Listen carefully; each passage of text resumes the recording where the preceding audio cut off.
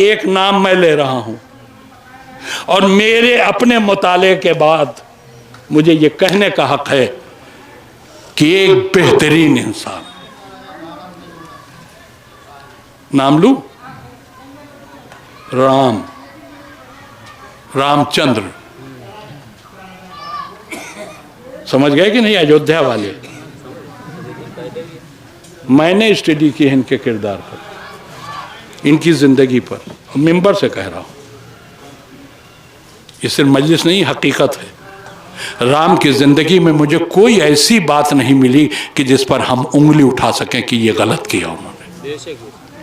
एक इंतहाई साहिब किरदार इंसान, माँ बाप का इतना फरमाबरदार बेटा कि बादशाह ज़्यादा है, मगर बाप ने कह दिया 14 साल जाके जंगल में रहो, बगैर किसी बहस के, बगैर किसी मुबाहिसे के, बगैर चूनो चरा के।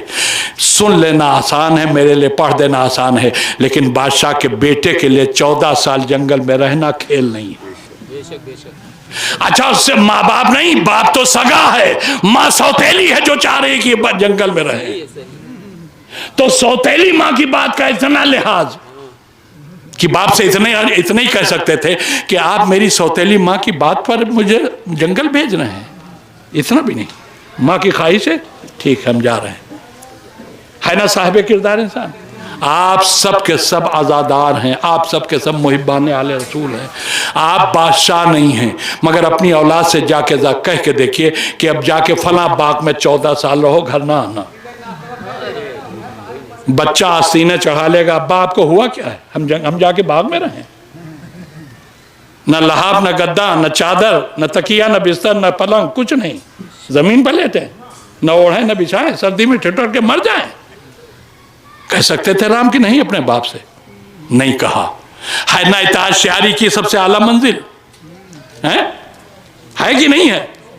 अब मैं आपसे कहता हूं, इतना बुलंद किरदार इंसान, कभी आप एक कसम राम की खा लीजिए। क्या कहना, वाह वाह वाह वाह। एक कसम जिंदगी में कोई राम की खा के आप कोई बात कह दीजिए, आप कहेंगे साहब आप कह रहे हैं, हम आपकी बात मानने ले रहे हैं, बड़े साहिब किरदार थे, कोई जिंदगी में ऐब नहीं था, कोई बुराई नहीं थी, मगर हम इनकी कसम नहीं खा सकते, इसलिए कि ये अच्छे इंसान जरूर थे, मगर इनका इस्लाम से कोई वास्ता नहीं था। क्या सुन रहा है मेरा मजमा? आप कहेंगे ठीक है अच्छे इंसान थे, आप कह रहे हैं हम मान लेते हैं, बड़े अच्छे इंसान थे, बड़े बुलंद किरदार मालिक इंसान थे, माँ बाप के दास शेयार थे, मगर इनका इस्लाम से कोई वास्ता नहीं था, लिहाजा हम इनकी कसम नहीं खा सकते। इसका मतलब यह हुआ कि आप उस बंदे की कसम नहीं खा सकते, चाहे जितना अच्छा हो, जिसका इस्लाम से कोई वास्ता ना हो। तो जिसका इस्लाम से वास्ता ना हो उसकी कसम आप नहीं खा सकते, तो अल्लाह क्या आपसे भी गया गुजरा है? अगर अब्दुल्ला काफिर थे तो अल्लाह ने कुरान में अपने नबी से क्यों कहा, मेरे हबीब आपके बाप की कसम?